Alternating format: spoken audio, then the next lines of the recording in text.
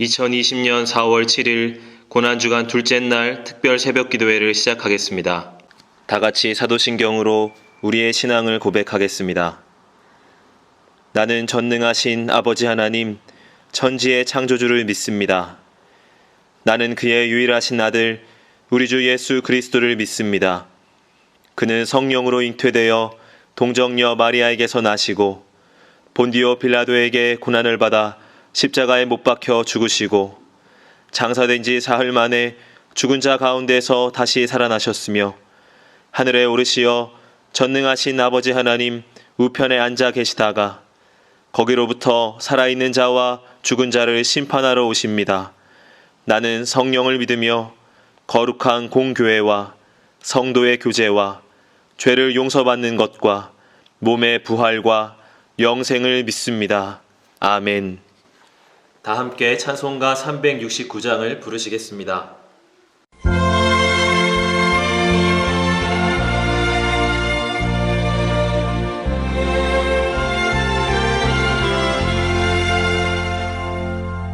죄짐 맡은 우리 구주 어찌 좋은 친구인지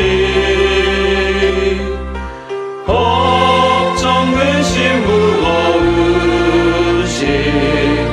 우리 주께 맡기세.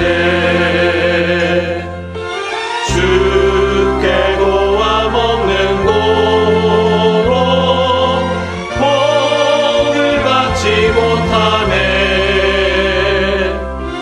사람들이 어찌하여 나를 주를 모를까. 시험 걱정 모든 괴로움 없는 사람 누군가.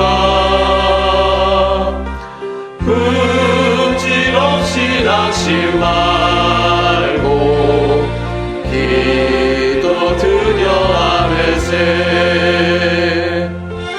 이런 진실하신 친구 찾아볼 수 있을까. 우리 약함하시오니 어찌 아니하를까. 근심 걱정 무거운 짐 아니신 자 누군가. 피난처는 우리 예수 주께 기도드리세. 세상 친구 멸시하고 너를 소원하여도 예수 품에 안기어서 참된 위로하겠네.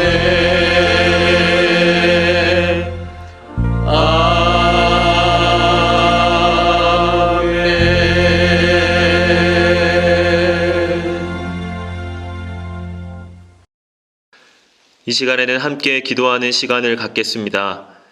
민족의 복음화와 세계 선교를 위하여 우리 교회 3133 비전과 담임 목사님, 부교역자들과 직분자들, 사명자들을 위하여 코로나19로 인해 신음하는 이 민족을 긍휼히 여겨주시고 속히 치유하여 주시도록 고난주간에 십자가를 묵상하며 영적인 성숙이 더 깊어지도록 함께 기도하겠습니다.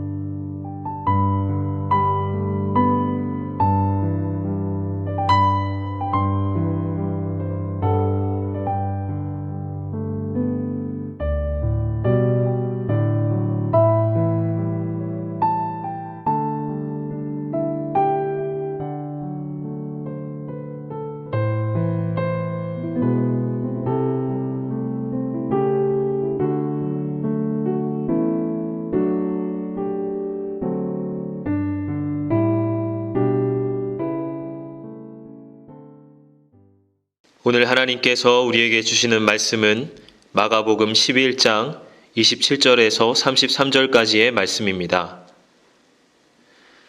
그들이 다시 예루살렘에 들어가니라. 예수께서 성전에서 거니실 때에 대제사장들과 서기관들과 장로들이 나와 이르되 무슨 권위로 이런 일을 하느냐? 누가 이런 일할 권위를 주었느냐? 예수께서 이르시되 나도 한 말을 너희에게 물으리니 대답하라. 그리하면 나도 무슨 권위로 이런 일을 하는지 이르리라. 요한의 세례가 하늘로부터냐 사람으로부터냐? 내게 대답하라. 그들이 서로 의논하여 이르되 만일 하늘로부터라 하면 어찌하여 그를 믿지 아니하였느냐 할 것이니 그러면 사람으로부터라 할까 하였으나 모든 사람이 요한을 참 선지자로 여김으로 그들의 백성을 두려워하는지라. 이에 예수께 대답하여 이르되 우리가 알지 못하노라 하니 예수께서 이르시되 나도 무슨 권위로 이런 일을 하는지 너희에게 이르지 아니하리라 하시니라. 아멘.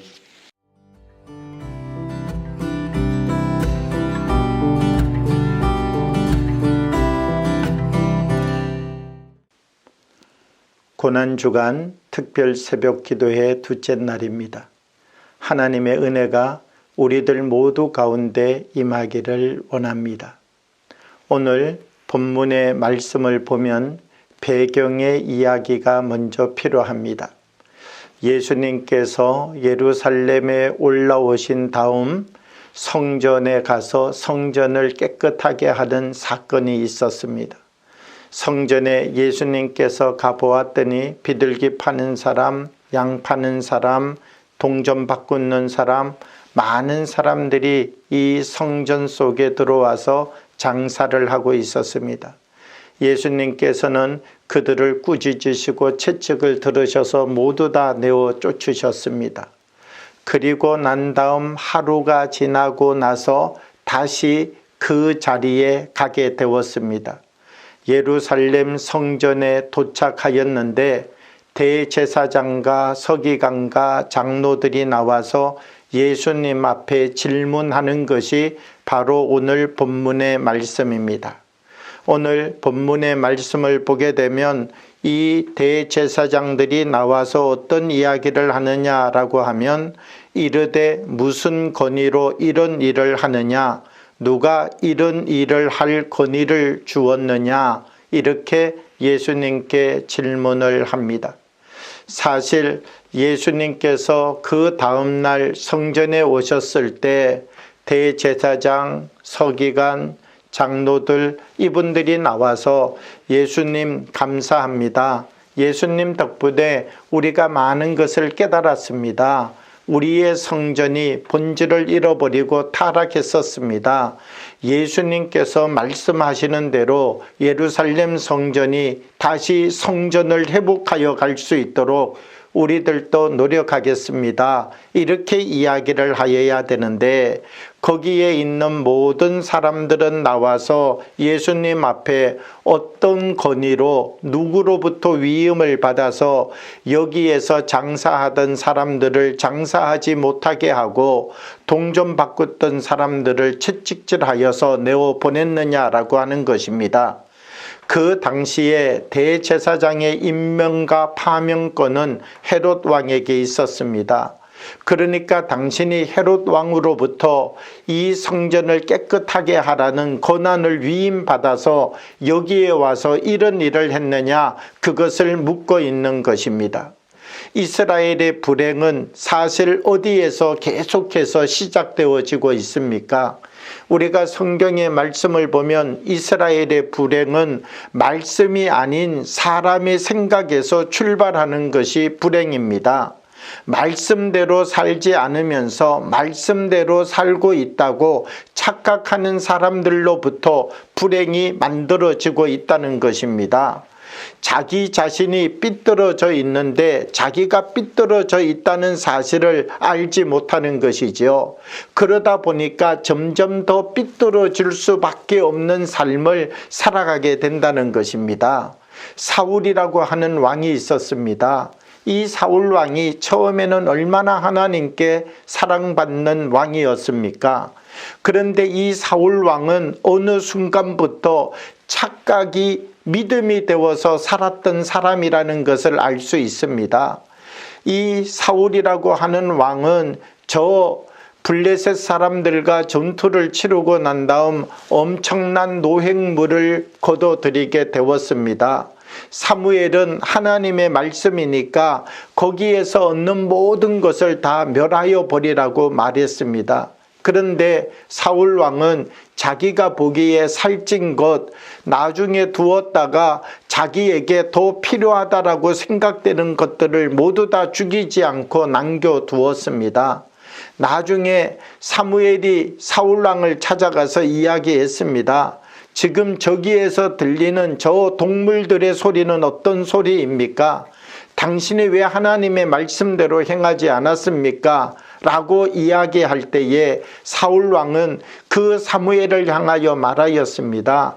저 살찐 것들을 남겨놓았다가 하나님 앞에 나중에 번제 드리기 위하여서 내가 특별히 남겨놓은 것들입니다 라고 말하였다는 것입니다. 그때 사무엘은 무엇이라고 말합니까? 하나님은 번제보다가도 제사보다가도 순종하는 것을 원합니다. 그렇게 사울 왕에게 이야기를 하였습니다. 그런데 우리가 여기에서 사울 왕의 더 깊은 면을 한번 볼 필요가 있다는 것입니다. 사울 왕이 정말 여기에 있는 모든 것을 멸하지 아니하면 하나님께서 자기 자신에 대하여서 벌하시고 자기 자신에 대하여서 징계하겠다라고 하는 사실을 받아들였느냐라고 하는 것이죠. 사울 왕이 정말 하나님이 진노하실 것을 알았다면 아마 거기에 있는 모든 것을 다 죽였을 수 있습니다. 그런데 왜 사울 왕은 거기에 있는 것들을 죽이지 않고 살려놓았겠습니까? 설마 하나님께서 이것까지 다 받기를 원하실까? 이런 것을 안 한다라고 해서 특별한 문제가 무엇 생길 것 있을까? 사울 왕은 자기가 이것을 지키지 않았지만 자기 나름대로는 믿음이 좋다고 착각하며 살아갔다는 것이죠. 우리가 성경을 떠나서 사울이라고 하는 한 사람을 들여다보게 되면 우리는 모두 다 성경 속에서 사울이 삐뚤어진 길로 걸어가고 있다는 것을 알고 있습니다.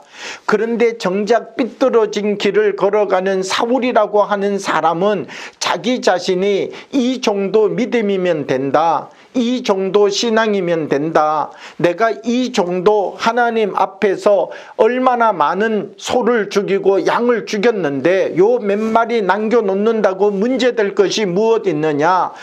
저렇게 극성을 떨고 있는 사무엘이 문제지, 자기가 가지고 있는 나름대로 이 믿음이면 된다라고 착각하며 살았던 사울의 신앙이 결국 그를 더 깊은 절망으로 이끌어가게 만드는 동기가 되어지고 말았다는 것이죠. 착각으로 말미암아 바로 설 수 있는 기회조차 잊어버리고 말았다는 것입니다. 타락이라고 하는 것은 어떤 것입니까? 이 타락이라고 하는 것은 성경에 없는 것을 성경의 말씀보다 더 중요하게 해석하고 성경에 없는 것을 성경에 있는 것보다 더 비중 있게 생각하면서 살아가게 되어질 때 그것으로부터 타락이라고 하는 것이 만들어지는 것이죠.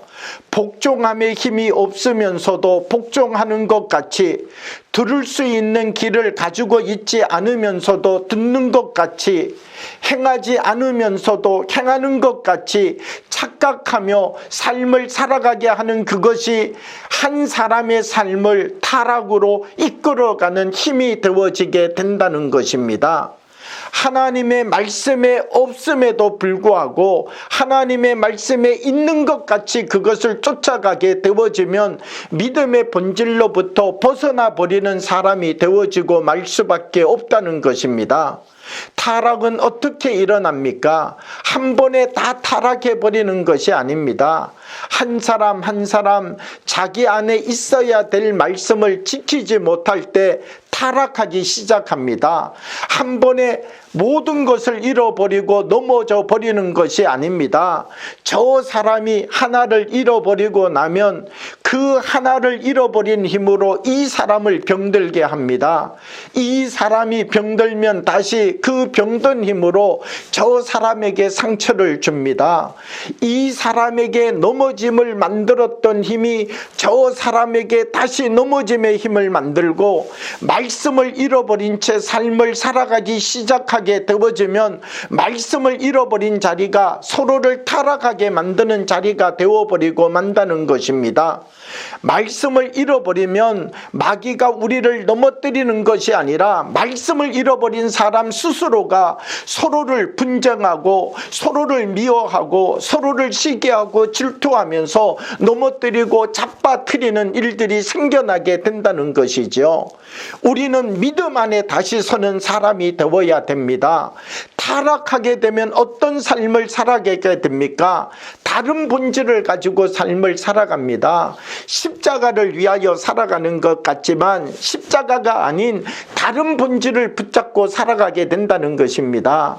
사랑을 붙잡고 살아가는 것 같지만 자기 속에 있는 감정을 붙잡고 살아갈 때가 더 많다는 것입니다.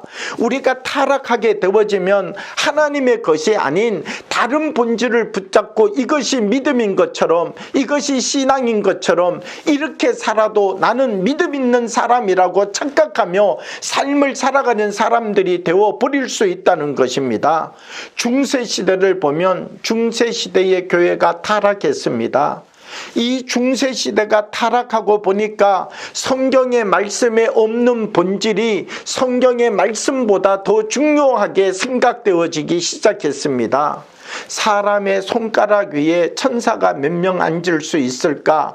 이것을 가지고 논쟁이 일어났습니다. 이쪽 사람이 힘을 얻으면 여기 있는 사람을 죽였습니다.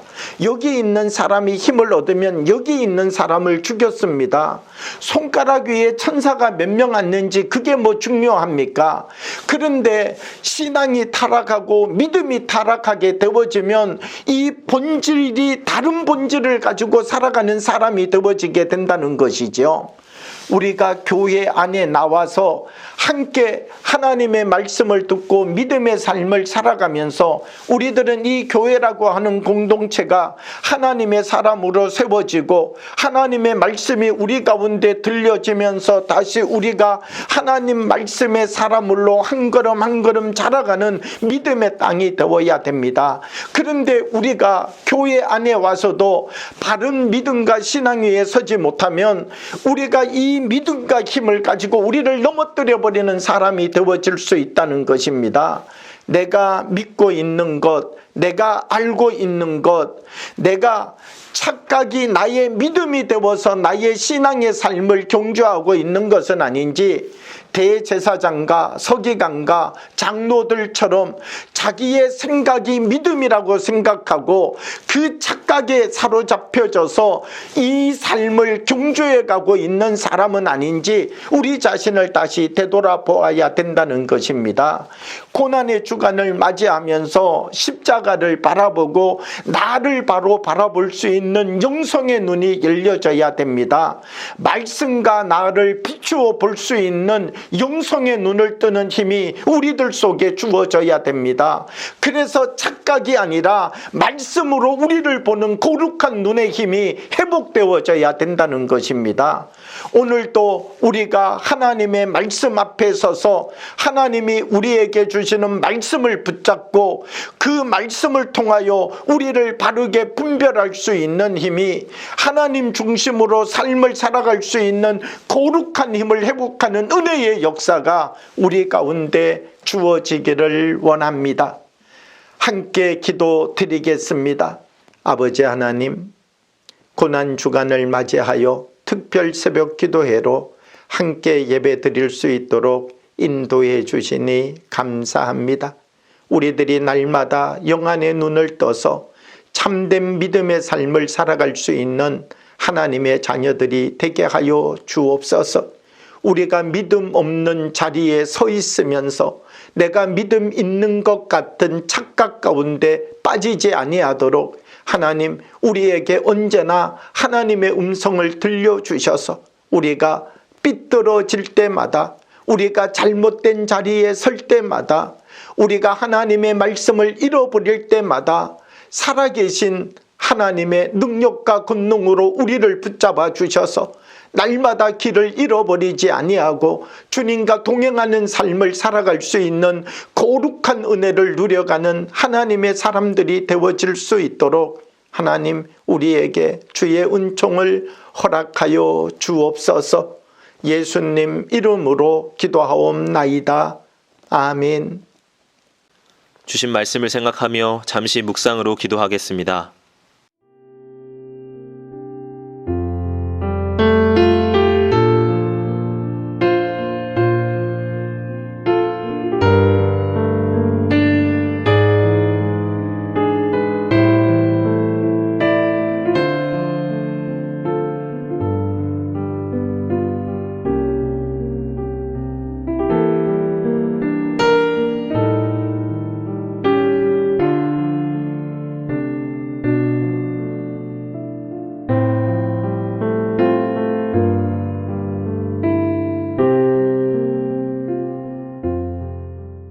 다 같이 주기도문으로 예배를 마치겠습니다.